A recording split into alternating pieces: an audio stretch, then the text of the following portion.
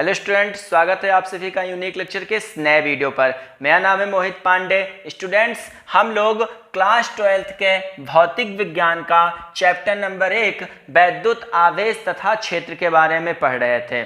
कल हम लोगों ने अध्यारोपण का सिद्धांत के बारे में अध्ययन कर लिया था। आज हम पढ़ेंगे सतत आवेश वितरण के कारण किसी बिंदु पर स्थिर वैद्युत बल कि किसी भी बिंदु पर हम लोग स्थिर वैद्युत बल ज्ञात करेंगे। कैसे ज्ञात करेंगे? सतत आवेश वितरण के कारण। ध्यान दीजिए, जैसे यह आपका कोई एक चालक है और इस चालक को यदि हम Q आवेश दें, कोई चालक है और इस चालक को यदि हम Q आवेश दें तो वह Q आवेश इस चालक पर एक समान रूप से वितरित हो जाएगा। यदि हम किसी चालक को Q आवेश दें तो वह आवेश इस चालक पर एक समान रूप से वितरित हो जाएगा। इसे हम चालक पर आवेश का वितरण कहते हैं। ध्यान दीजिएगा कि यदि किसी चालक को दिया गया आवेश संपूर्ण चालक पर एक समान रूप से वितरित हो जाए तो उसे आवेश वितरण कहते हैं। अर्थात यदि हम किसी चालक को आवेश दें और वह आवेश उस चालक पर एक समान रूप से वितरित हो जाए तो उसे हम आवेश वितरण कहते हैं। अब हम यहाँ पर वस्तुओं के आकार के आधार पर, जो वस्तुएं होती हैं उस वस्तुओं के आकार के आधार पर हम आवेश वितरण को निम्न 3 वर्गों में विभाजित करेंगे। हम निम्न 3 वर्गों में समझेंगे। पहला आपका कौन सा है? रेखीय आवेश वितरण। रेखीय आवेश वितरण क्या होता है कि यदि कोई चालक है, जो कि ये आपका यदि कोई चालक स्मॉल एल लंबाई का कोई चालक है और इसको यदि हम Q आवेश दें, इसको हम प्लस Q आवेश दें तो वह प्लस Q आवेश इस चालक की संपूर्ण लंबाई पर एक समान रूप से वितरित हो जाएगा।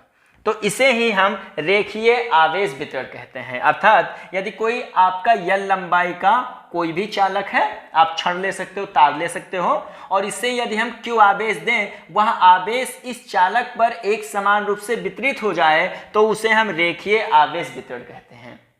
अब हम लोग इसकी परिभाषा लिखेंगे रेखीय आवेश वितरण की। यदि किसी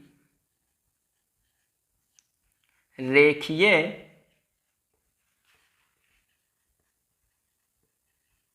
चालक को आवेश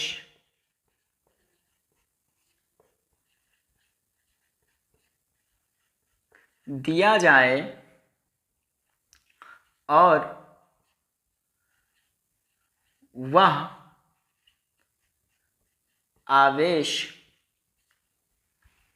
वह आवेश चालक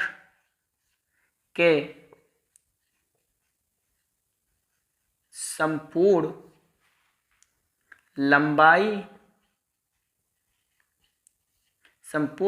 पर एक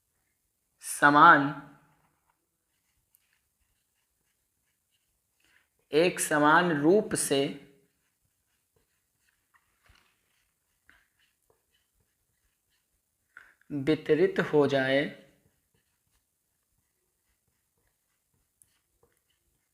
तो इसे रेखीय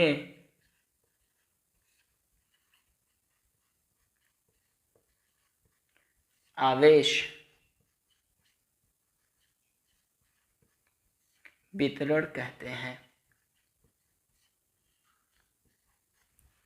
ठीक है स्टूडेंट्स, कि यदि किसी चालक को आवेश दिया जाए और वह आवेश चालक की संपूर्ण लंबाई पर एक समान रूप से वितरित हो जाए तो इसे हम रेखीय आवेश वितरण कहते हैं। अब आप ध्यान दीजिएगा, अब हम लोग समझेंगे इसी टॉपिक में डॉट मार्किंग में रेखीय आवेश घनत्व। रेखीय आवेश घनत्व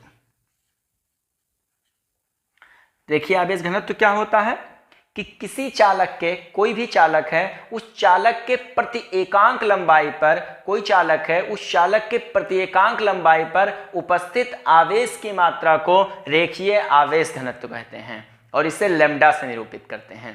ध्यान दीजिएगा, यदि किसी चालक की प्रति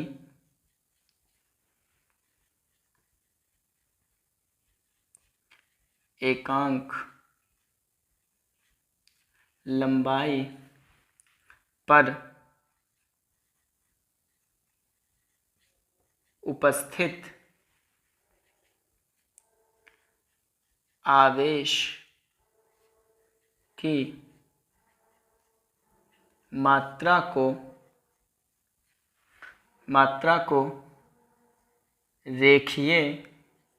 आवेश की मात्रा को रेखीय आवेश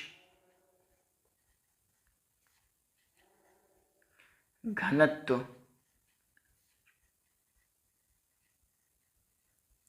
कहते हैं। रेखीय आवेश घनत्व कहते हैं किसी चालक की प्रति एकांक लंबाई पर उपस्थित आवेश की मात्रा को रेखीय आवेश घनत्व कहते हैं। यहां ध्यान दीजिएगा, इससे लैम्डा से निरूपित करते हैं। ये आपका लैम्डा है, इसे लैम्डा से निरूपित करते हैं। यहां पर आपका लैम्डा बराबर क्या हो जाएगा? लैम्डा बराबर हो जाएगा आपका Q बटा L। ये आपसे यहां पर आ जाएगा रेखीय आवेश घनत्व। याद रखिएगा, आगे जब हम डेरिवेशन करेंगे तो ये वहां के लिए अति महत्वपूर्ण होगा। इसके हम मात्रक को भी यहीं पर समझ लेते हैं। मात्रक, आवेश का मात्रक क्या होता है? कूलाम, बटे लंबाई का मात्रक क्या होता है? मीटर। तो इसका मात्रक क्या हो जाएगा? कूलाम प्रति मीटर। अब आप यहीं पर कुछ बातें और भी ध्यान दीजिएगा कि यदि मान लीजिए आपका ये कोई स्मॉल एल लंबाई का चालक तार है या कोई छड़ है और इस पर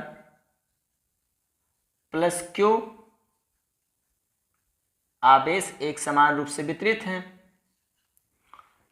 और इस चालक तार से स्मॉल r मीटर की दूरी पर कोई धन परीक्षण आवेश Q0 रखा है जिस पर हमें बल की गणना करनी है। तो यहाँ पर ये चालक तार की संपूर्ण लंबाई कितनी है? L है। तो इस चालक तार की जो अवयव लंबाई है, ये अवयव लंबाई मतलब इसका अवयव भाग, छोटा सा भाग, इस पर आवेश कितना हो जाएगा? इस पर आवेश हो जाएगा आपका dq। इस पर आवेश कितना हो जाएगा? dq।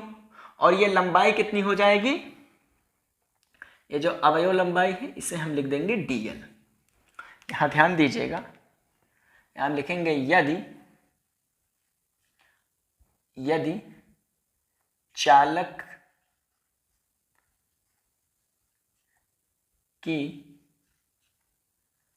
अवयव लंबाई dl हो तथा उस पर dq आवेश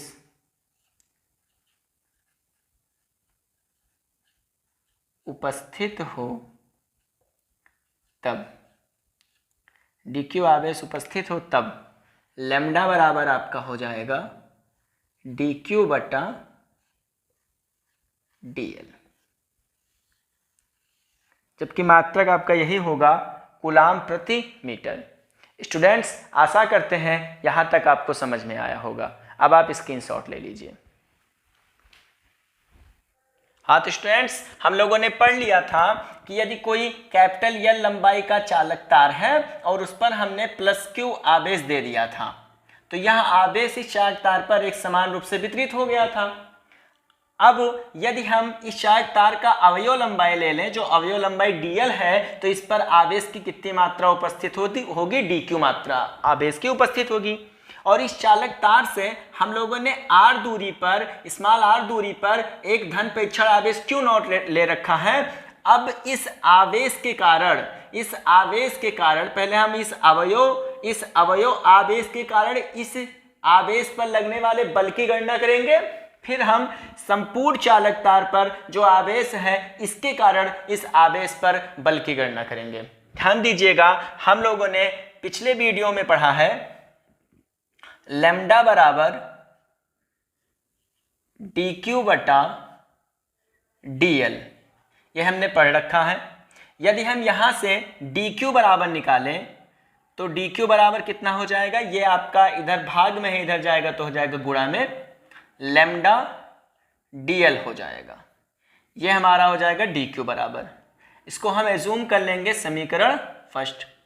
अब हम लिखेंगे कि यदि चालक तार से स्मॉल r दूरी पर परीक्षण आवेश है, चालक तार से स्मॉल r दूरी पर परीक्षण आवेश Q0 हो, तो उनके बीच बल, जो हम कूलाम के नियम से लिखेंगे, कूलाम का नियम क्या बताएगा? उनके बीच बल होगा आपका वेक्टर dF बराबर 1/4 पाई एप्सिलॉन नॉट। यहां पर आवेश कितना है? dq, और यहां पर आवेश कितना है? Q0। दूरी कितनी है? r², यह r कैप हो जाएगा जो दिशा को बताएगा।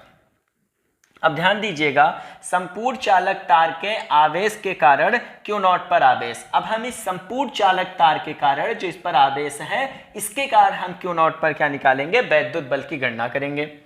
तो हम इंटीग्रेशन कर देंगे। जब हम संपूर्ण की गणना करते हैं तो हम इंटीग्रेशन कर देते हैं। तो हम इंटीग्रेशन कर देंगे dF बराबर इंटीग्रेशन L संपूर्ण लंबाई है 1/4 pi epsilon not dq Q0 बटा r² r कैप। यहां पर आपका आ जाएगा F बराबर, चूंकि संपूर्ण बल F हो जाएगा, F बराबर इंटीग्रेशन, F बराबर यहां पे जो कांस्टेंट है उनको बाहर लिख देंगे। जैसे कि यहां पर आपका 1/4 पाई एप्सिलॉन नॉट कांस्टेंट है, तो इसको बाहर लिख देंगे।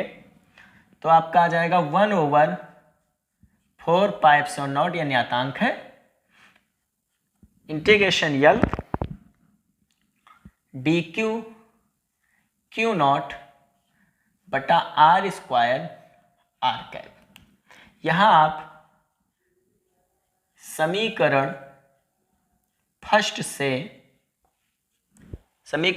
से dq बराबर लिख सकते हो लैम्डा dl। इसका मान हम यहां पे रख देंगे। तो F बराबर आपका हो जाएगा 1/4 pi epsilon not integration L, dq की जगह हम क्या लिख देंगे? लैम्डा dl बटा r² r कैप। यहाँ से और यहाँ पर आपका Q0 छूट रहा है, यह हो जाएगा आपका Q0। इस Q0 को हम आगे लिख देंगे। ये आपका जो Q0 है, इस Q0 को हम आगे लिख देंगे। तो F बराबर हो जाएगा Q0 4 pi epsilon not integration L lambda dl r² r cap. बस आप यहीं तक प्रूव कर दीजिए, ये आपका हो जाएगा बल। कह रहा था कि किसी बिंदु पर वैद्युत बल, हम लोग को इस जो आपका L लंबाई का तार था, इससे हमने किसी बिंदु पर कोई धन प्रेक्षण आवेश Q0 ले लिया और उस पर जितना बल लगेगा उस बल की गणना हमने यहां से कर दी है। अब आप L आपको पता होगा, R पता होगा, लैम्डा पता होगा और 1/4 पाई एप्सिलॉन का मान पता होता है, Q0 पता होगा, तो आप बल की गणना कर सकते हैं। स्टूडेंट्स, आशा करते हैं यहां तक आपको समझ में आया होगा। अब आप स्क्रीनशॉट ले लीजिए। हाँ तो स्टूडेंट्स आपने स्क्रीनशॉट ले लिया होगा। यदि आपको ये वीडियो अच्छे लग रहे हैं आप लाइक करिए, शेयर करिए, सब्सक्राइब करिए, कमेंट भी करिए। धन्यवाद।